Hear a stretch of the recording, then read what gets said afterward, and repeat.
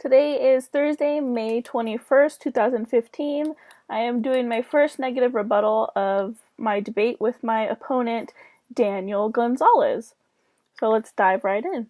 In my opponent's affirmative rebuttal, he talks about lunar resources and palladium and stuff like that. And he pointed out that I did say that I couldn't find palladium anywhere, and that was very true. But I did find, once he clarified, I found palladium, which is totally different. I'm going to account that to a communication error because I couldn't figure out, I didn't know what he was saying, so it led me to believe that it was palladium, Pladium, which is not a thing, but instead Palladium, palladium. So there's that. He also talks about the U.S. remaining a world leader, and he talks about, I proposed, like, why are we only focusing on the U.S., why aren't we focusing on other people too?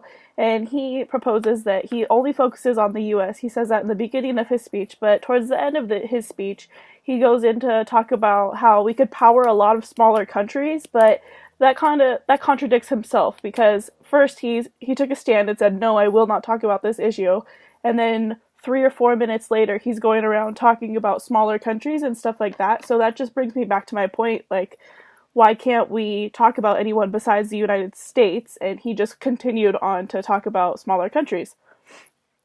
He did admit that he was stood corrected because of his rocket fuel comment, and because I proposed rocket fuel does not exist, I assumed that he meant rocket propellant, and he contracted that with.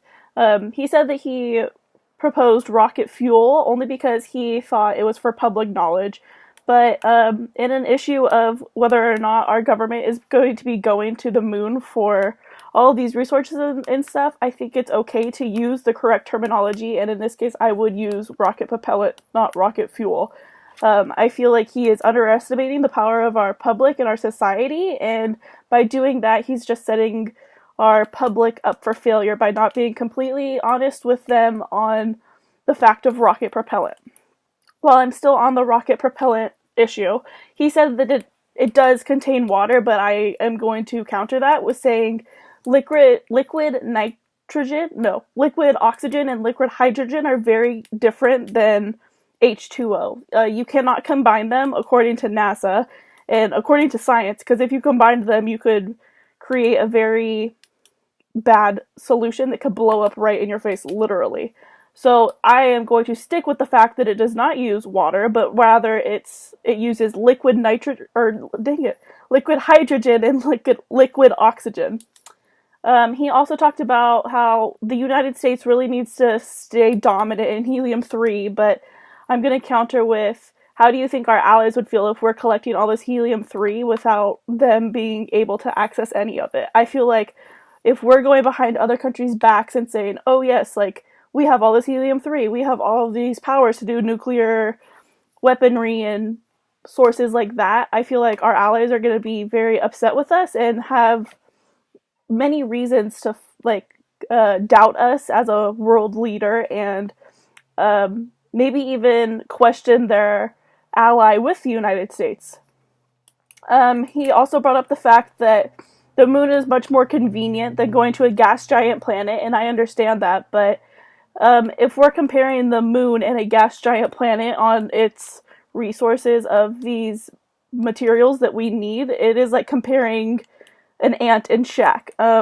There is so much, I feel like the story of the tortoise and the hare comes in very nicely here, because if slow and steady wins the race, and I feel like if it might take a while to get to a gas giant planet to harvest these minerals and materials, but in the long run, we're going to have a lot more of it, and I feel like that would benefit us more than the moon could in any way.